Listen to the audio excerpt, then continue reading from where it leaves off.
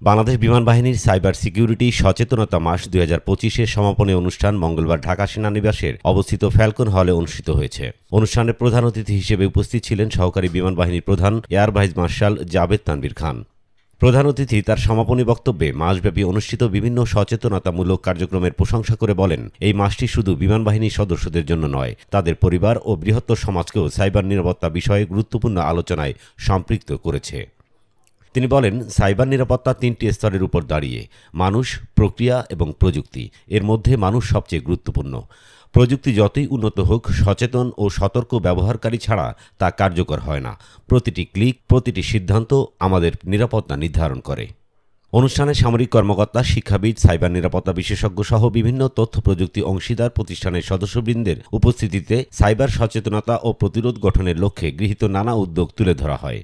এই সচেতনতামূলক প্রচারণায় ছিল কর্মকর্তা, বিমান সেনা ও তাদের পরিবারের জন্য বিশেষ ব্রিফিং, শিক্ষামূলক পোস্টার ও বুকলেট বিতরণ এবং ইন্টারেক্টিভ সেশন। ইসমাইল হোসাইন ইমু, আজকের দৈনিক।